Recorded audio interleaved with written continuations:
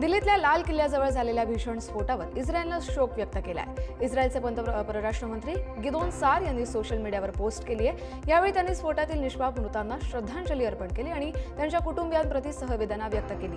त्यांनी जखमींच्या प्रकृती सुधारण्यासाठी प्रार्थनाही केली। दहशतवादाविरुद्धच्या लढ्यात इस्रायल भारताच्या सोबत खंबीरपणे उभा आहे, असंही सार यांनी स्पष्ट केलं आहे। दिल्लीतील या हल्ल्यानं आंतरराष्ट्रीय पातळीवर चिंता व्यक्त केली जात असून भारताबरोबर एकजूट दर्शवणारे संदेश विविध देश देत आहेत।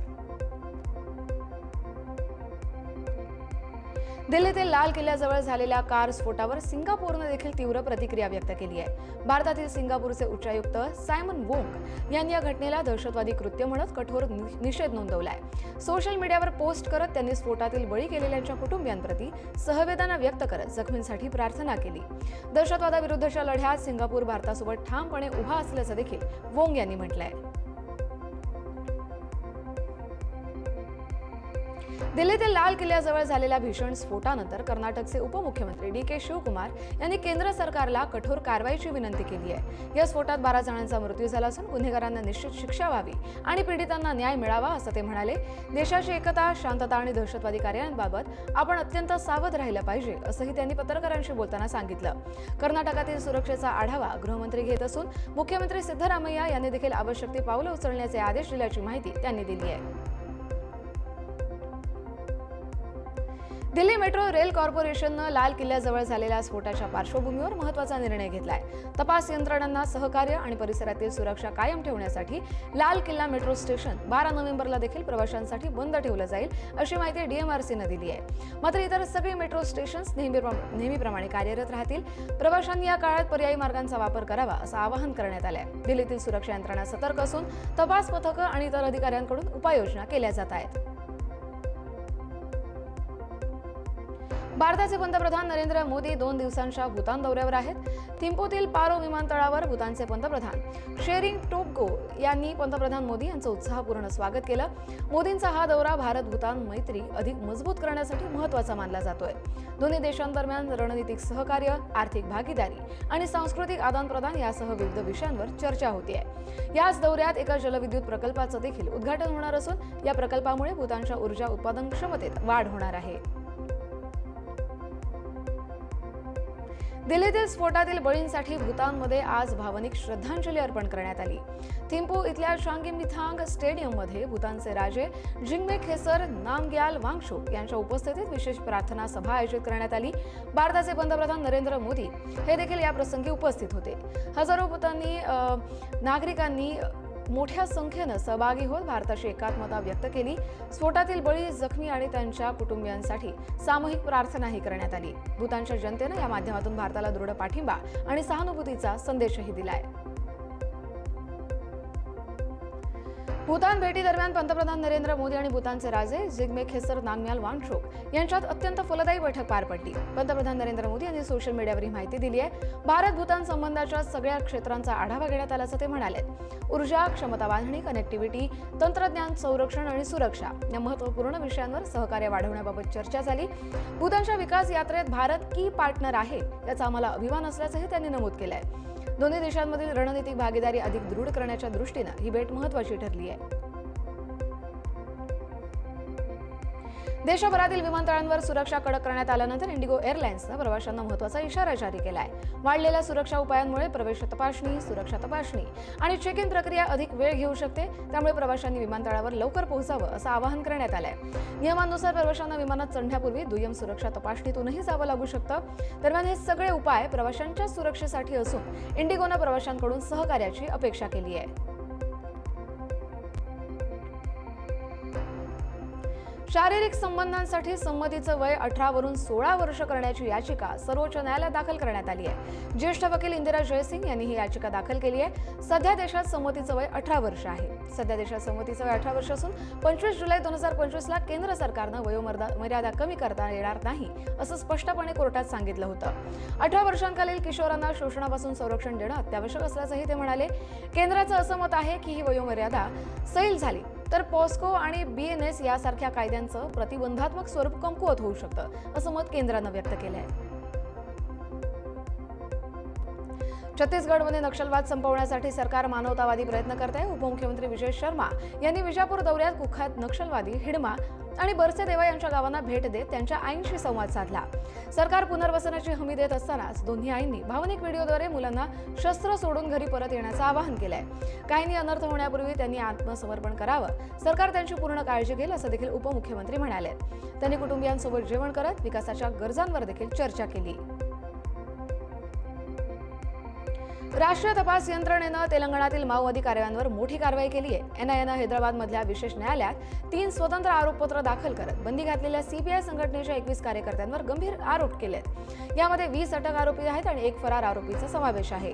त्यांच्यावर यूएपीएसह शस्त्र कायदा, स्फोटक कायदा आणि भारतीय न्याय संहितेच्या विविध कलमांखाली गुन्हे नोंदवले गेलेत। राज्यातील 3 वेगवेगळ्या दहशतवादी प्रकरणांशी ते संबंधित असल्याचं तपासात स्पष्ट झालंय। एनआयएकडून सध्या पुढचा तपास आणि चौकशी सुरू आहे। केरळमध्ये शबरीमाला सुवर्ण मंदिर चोरी प्रकरणात मोठी कारवाई करण्यात आली आहे। राज्याचे पोलीस महासंचालक रावदा आझाद चंद्रशेखर यांनी माजी त्रावणकोर देवस्थान बोर्ड अध्यक्ष एन वासू यांच्या अटकेची माहिती दिली आहे। वासू या प्रकरणातील तिसरे आरोपी आहेत। एसआयटीनं यापूर्वी त्यांची चौकशीही केली होती। शबरीमाला मंदिरातील मूर्तीवरील सोन्याचं आवरण काढून घेतल्याचे पुरावे समोर आल्यानंतर राज्यात खळबळ माजली। या संवेदनशील प्रकरणात आतापर्यंत माजी सहाय्यक पुरोहितासह 3 जणांना अटक झाली आहे। या तपासामुळे मंदिर प्रशासनातील गैरव्यवहारांवर नव्यानं प्रश्नचिन्ह निर्माण झालंय।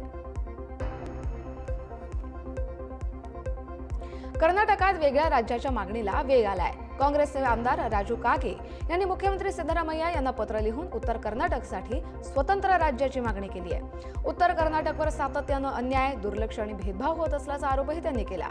बिदर, गुलबर्गा, विजापूर, बेळगाव, धारवाड याच्यासह 15 जिल्ह्यांचा समावेश असलेलं नवीन राज्य करण्याची त्यांनी मागणी केली आहे। माध्यमांशी बोलताना कागे यांनी उत्तर कर्नाटक आंदोलन समितीच्या लढ्याला पूर्ण पाठिंबाही जाहीर केलाय।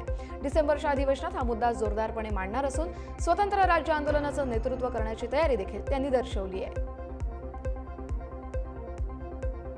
भारताच्या गगनयान मोहिमेला मोठी गती देणारी चाचणी यशस्वी झाली आहे। इस्रोनं 3 नोव्हेंबरला झाशीच्या बबिना फील्ड फायरिंग रेंजमध्ये integrated main parachute air drop test पूर्ण केली आहे। क्रू मॉड्यूलच्या मुख्य पॅराशूट प्रणालीची ही निर्णायक परीक्षा होती।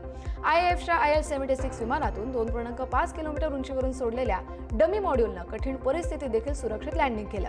2 मुख्य पॅराशूट उघडण्यास विलंबही झाला तरी प्रणालीनं स्थिरपणे कार्य केल्याचं प्रमाणित झालं। गगनयानातील व्योम मित्रांच्या सुरक्षित परतीसाठी हे मोठं पाऊल मानलं जात आहे। राजस्थानच्या बाडमेरमध्ये भारतीय वायुसेनेचा महागजराज सराव झालाय। नैऋत्य हवाई कमांड अंतर्गत आयोजित या सरावात वायुसेनेनं आपत्कालीन लँडिंग फील्ड सक्रिय केलेत। विंग कमांडर देवेंद्र पांडे यांनी तळावर उतरणं शक्य नसल्यास या फील्डचा वापर आपत्कालीन उतारासाठी करण्यात येतो अशी माहिती दिली। सरावादरम्यान वाहतूक आणि लढाऊ विमानं जॅग्वार, सुखोई 30 आणि C-195 यांनी धावपट्टीवर यशस्वी उतरणीची चाचणीही केली। युद्धसज्जता आणि संकट स्थितीत वेगानं प्रतिसाद देण्याची क्षमता वाढवण्यासाठी हा सराव महत्त्वाचा मानला जातोय। पाकिस्तानच्या इस्लामाबादमधील जिल्हा न्यायालयावर भीषण स्फोट झाला। या स्फोटात 12 जणांचा मृत्यू झाला असून 21 जण जखमी झाले।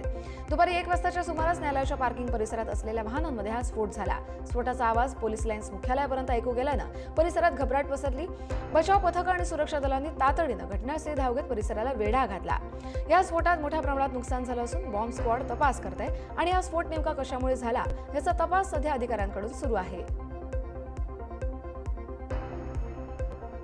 पाकिस्तानची राजधानी इस्लामाबादमध्ये कोर्टाबाहेर झालेल्या स्फोटाला पाकिस्तानचे संरक्षण मंत्री ख्वाजा आसिफ यांनी याला पाकिस्तानसाठी वेकअप कॉल असल्याचं म्हटलंय। आपण युद्धाच्या स्थितीत आहोत असं आसिफ म्हणाले। आजचा आत्मघातकी हल्ला हा अशा लोकांचा भ्रम तोडण्यासाठी आहे ज्यांना वाटतं की युद्ध फक्त सीमेवर आहे। दहशतवादी आता शहरी भागात पुन्हा डोकं वर काढतायत, त्यामुळे आता तालिबानशी चर्चा करण्यात काहीही अर्थ नाही असं थेट वक्तव्य ख्वाजा आसिफ यांनी केलं।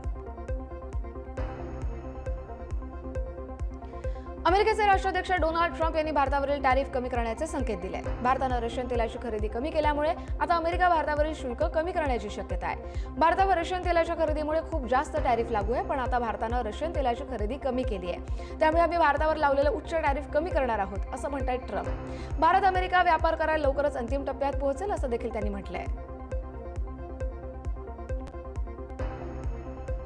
अमेरिकेचे राष्ट्राध्यक्ष डोनाल्ड ट्रम्प यांनी ब्रिटनमधील बीबीसीवर $1 अब्ज दावा दाखल करण्याची धमकी दिली आहे। ट्रम्प यांच्या वकिलांनी बीबीसीला कायदेशीर नोटीस पाठवली आहे। पॅनोरमा डॉक्युमेंटरीसाठी माफी न मागितल्यास खटला दाखल करण्याचा त्यांनी इशारा दिलाय. वकिलांनी केवळ माफीच नाही तर आर्थिक भरपाईची मागणी देखील केली आहे. खरं तर ऑक्टोबर 2024 मध्ये प्रसिद्ध झालेल्या या BBC माहितीपटात ट्रम्प यांनी 6 जानेवारी 2021 ला केलेल्या 2 वेगवेगळ्या भाषणांचे काही भाग एकत्र केले आहेत. अमेरिकेचे राष्ट्राध्यक्ष डोनाल्ड ट्रम्प यांनी सिरिया-इस्रायल संभाव्य कराराबाबत मोठे संकेत दिले आहेत.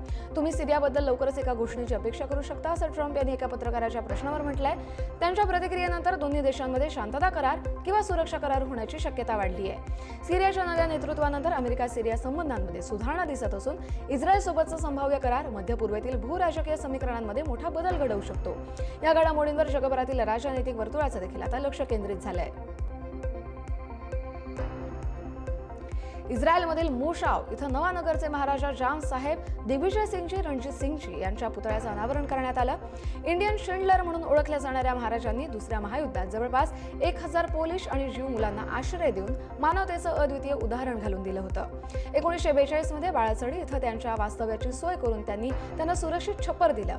या कार्यासाठी इंडियन ज्यूइश हेरिटेज सेंटरनं त्यांना सन्मानित केलंय. पोलंडमध्ये वॉर्सो शहरात त्यांच्या नावाचा चौक आणि स्मारकही उभारण्यात येत आहे.